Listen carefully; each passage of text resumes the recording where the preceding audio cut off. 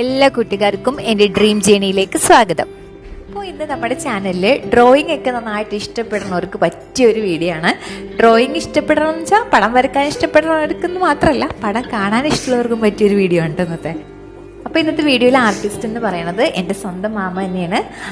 എന്താ മാമാനെ കുറിച്ച് പറയുകയാണെന്നുണ്ടെങ്കിൽ, മാമ വരച്ച കുറേ പടങ്ങൾ നമ്മുടെ മുന്നത്തെ ഒരു വീഡിയോയിലുണ്ട്. ഉമ്മച്ചി വീട് എന്നുള്ളൊരു വീഡിയോയിൽ മാമ വരച്ച കുറേ പടങ്ങളൊക്കെ ഉണ്ട് കേട്ടോ.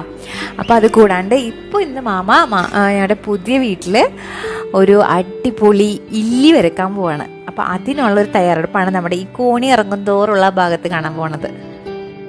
അപ്പോൾ ഈ ഒരു ഭാഗം ഉണ്ടല്ലോ, നമ്മുടെ വീടിൻ്റെ ഈ ഒരു ഭാഗത്താണ് ഈ ഇല്ലി വരാൻ പോണത് കേട്ടോ. അപ്പോൾ അവിടെ ഒരു ലൈറ്റ് നിങ്ങൾ കണ്ടില്ലേ, ആ ഒരു സൈഡിൽ തൂക്കിയിട്ടേക്കണത്, അതൊരു നല്ലൊരു രസമുള്ള ഒരു സൈക്കിളിൻ്റെ ടയർ കൊണ്ട് ഉണ്ടാക്കിയ പോലത്തെ ഒരു ലൈറ്റാണ് കേട്ടോ.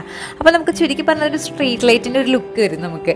അപ്പോൾ എൻ്റെ ഒരു ആഗ്രഹം എന്ന് വെച്ച് കഴിഞ്ഞാൽ, ആ ഭാഗത്ത് ഇങ്ങനെ രാത്രിയൊക്കെ ഇരിക്കുമ്പോൾ ഒരു മരച്ചുവട്ടിൽ സ്ട്രീറ്റ് ലൈറ്റൊക്കെ ഇരിക്കുന്ന ഒരു പ്രതീതി കിട്ടും എന്നുള്ളൊരു ആഗ്രഹം ഉണ്ടായിരുന്നു.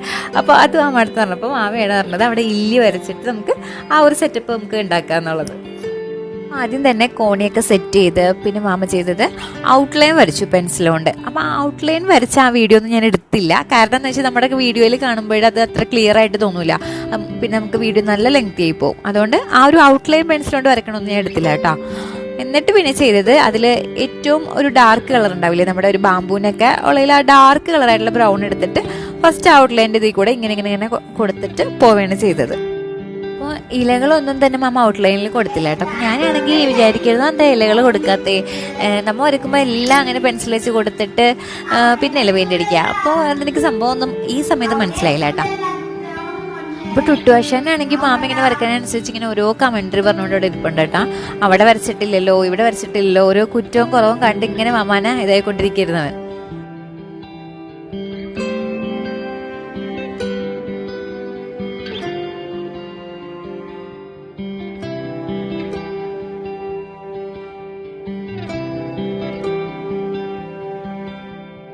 ഈ ഒരു മാമയുടെ വരയും കഴിഞ്ഞിട്ട് ഇപ്പം ഞാൻ കുറച്ച് ബ്രേക്ക് എടുക്കാനൊക്കെ ആയിട്ട് പോയി വന്നപ്പോഴത്തേക്കും എന്താ സൈഡിൽ ഇല വന്ന് തുടങ്ങിയിട്ടുണ്ടായിരുന്നു കേട്ടോ.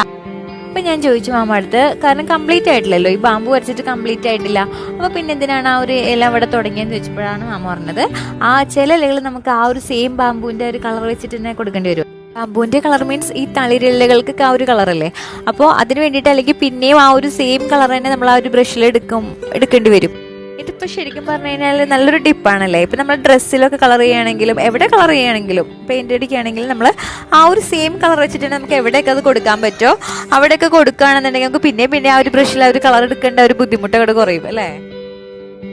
അപ്പം ഞാൻ ഈ വീഡിയോ എഡിറ്റ് ചെയ്യുന്ന സമയത്ത് ഈ മാമ എവിടെ പോയി ഇങ്ങനെ ആലോചിച്ചുകൊണ്ടിരിക്കുമ്പോഴാണ് അത് ആ താഴെ പച്ച ഷർട്ട് ഇട്ടിട്ട് പച്ചയുടെ ഇടയിൽ ഇരുന്നിട്ട് ഇല വരയ്ക്കുന്നുണ്ടത് കേട്ടോ.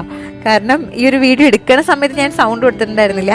അത് കഴിഞ്ഞിട്ട് പിന്നെ ഈ ഒരു വീഡിയോയിൽ നോക്കിയപ്പോൾ ആളെ കണ്ടില്ല, ആളുടെ തലയും കണ്ടില്ല. ആ ഒരു പച്ചപ്പും ആ ഒരു ടൈൽസിന്റെ കളറൊക്കെ കൂടെ കൂടിയിട്ട് ആ ഒരു ഇരുണ്ട മയായിരുന്നു താഴെ.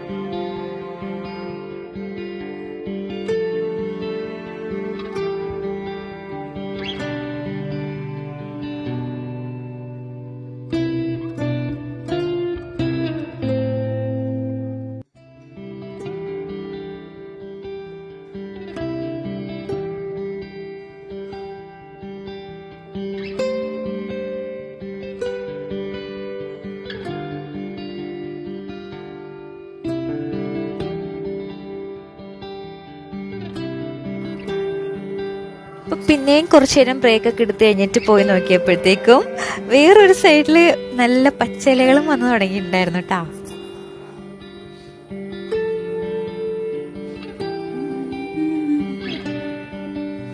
പിന്നെ ഇതില് ഒരു ഗ്രീൻ കളർ എക്സ്ട്രാ കൊടുത്തേക്കാനായിട്ട് എനിക്ക് തോന്നിയിട്ട് അപ്പോഴാണ് അത് മനസ്സിലായത്, നമ്മുടെ സീലിങ്ങിലുള്ള ആ ഒരു കളർ ഉണ്ടല്ലോ അവർക്കൊരു മാച്ച് കിട്ടണ്ട. അതിന് വേണ്ടിയിട്ട് മാമ അതിൽ ഇതേപോലത്തെ ഒരു പച്ച അങ്ങോട്ട് പിടിപ്പിച്ചേക്കുന്നതാണ് ഈ ഒരു പച്ച.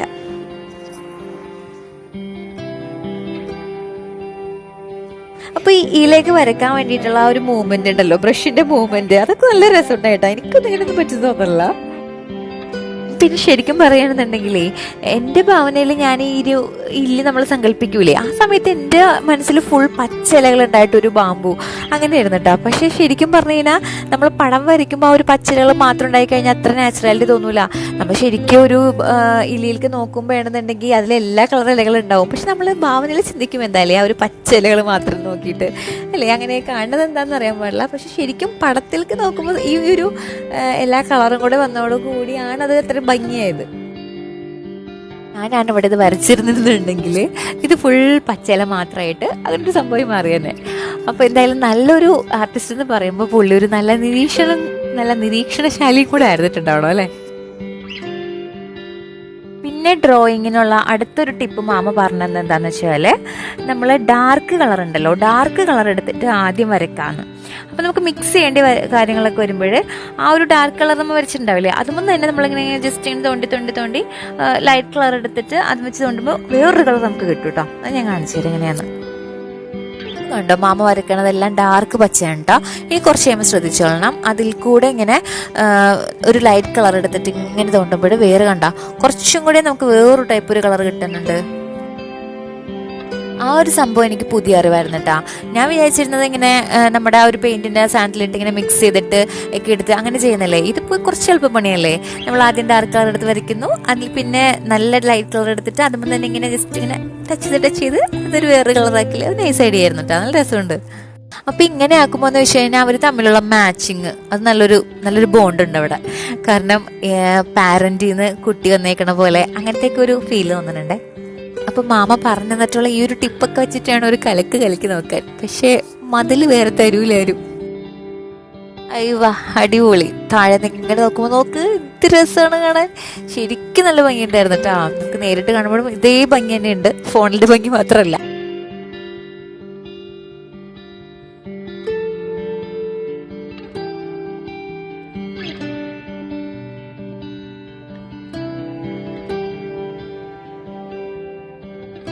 ഇവിടെ വരക്കാനുണ്ടായാലും ഏറ്റവും വലിയ ബുദ്ധിമുട്ടെന്ന് വെച്ച് കഴിഞ്ഞാൽ നമ്മുടെ സ്റ്റെയർ കേസ് നേരെ ആയിരുന്നില്ല കേട്ടോ. അപ്പോൾ ഒരു കോർണർ വെച്ച് കട്ട് ചെയ്തേക്കുന്ന ഭാഗം ഉണ്ടാവില്ലേ, അവിടെ ഇങ്ങനെ ഏണിയൊക്കെ ഇടാൻ ഭയങ്കര ബുദ്ധിമുട്ടുണ്ടാവില്ലേ, അങ്ങനത്തെ ഒരു പ്ലേസിലാണ് ഇത് വരക്കേണ്ടിയിരുന്നത്.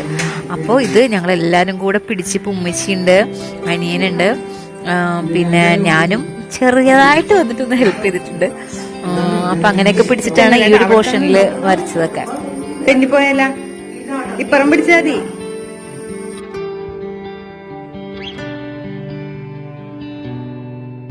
അപ്പൊ ഈ സമയത്ത് വാപ്പിച്ചെന്നെ കളിയാക്കായിരുന്നു കേട്ടോ. വെറുതെ വീഡിയോ എടുക്കണോണ്ട് അതിന്റെ ഒരു ഭാഗമാവാൻ വേണ്ടിയിട്ട് വെറുതെ വന്നിട്ട് ചുമ്മാ പിടിച്ചിരിക്കണം എന്നൊക്കെ പറഞ്ഞ് എന്നെ കളിയാക്കണായിരുന്നു. പക്ഷെ സത്യം പറഞ്ഞതല്ല കേട്ടാ. ശരിക്കും പറഞ്ഞിട്ടുണ്ടെങ്കിൽ ആ ഒരു കോണി നിൽക്കണത് തന്നെ ഭയങ്കര ഡേഞ്ചർ ആയിട്ടായിരുന്നു. രണ്ടുപേര് പിടിച്ചാൽ തന്നെ ഇപ്പുറത്തെ സൈഡിൽ ഒരാളില്ലാന്നുണ്ടെങ്കിൽ ആ ഒരു സപ്പോർട്ട് കിട്ടില്ല. അപ്പം അതിന് വേണ്ടിയിട്ടാണ് ഞാൻ ശരിക്കും അവിടെ ഇരുന്നത്. പക്ഷേ വാപ്പിച്ചി അനീത്തിയും കൂടെ എന്തെങ്കിലും മാനസികമായിട്ട് പിടിപ്പിക്കുകയായിരുന്നു കേട്ടോ, കളിയാക്കിയിട്ട്.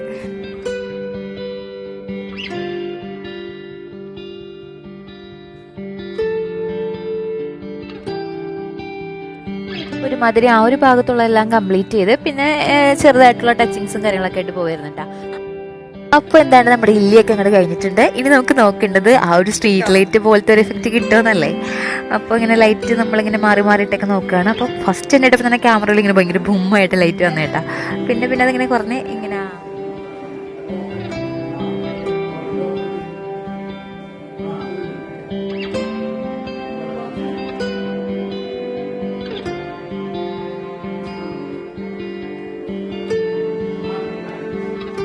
നമ്മുടെ വീടിനുള്ളിൽ ഇങ്ങനത്തെ ഒരു സെറ്റപ്പുകൾ എന്തെങ്കിലും പൊളിയില്ലേ. നമുക്കിങ്ങനെ ചായ കുടിക്കാൻ നേരത്ത് ആ ഒരു സ്റ്റെയർ കേസിന്റെ കോർണറിലൊക്കെ വന്നിട്ട് മരത്തിന്റെ ചുവട്ടില് സ്ട്രീറ്റ് ലൈറ്റിന്റെ താഴെ ആയി എന്താ അടിപൊളിയായി. അപ്പോൾ എൻ്റെ മാമാടെ വർക്ക് എന്താണെന്ന് വെച്ച് കഴിഞ്ഞാൽ കുവൈറ്റിൽ ആർട്ടിസ്റ്റായിട്ട് തന്നെ വർക്ക് ചെയ്യണം കേട്ടോ. ഇതേപോലെ അവിടെ എല്ലായിടത്തും ഇങ്ങനെ വരച്ച് കൊടുക്കും മാമ. അപ്പോൾ ഈ ഒരു വീഡിയോ എന്തായാലും എല്ലാവർക്കും ഇഷ്ടപ്പെട്ടെന്ന് വിചാരിക്കുന്നു. Thank you.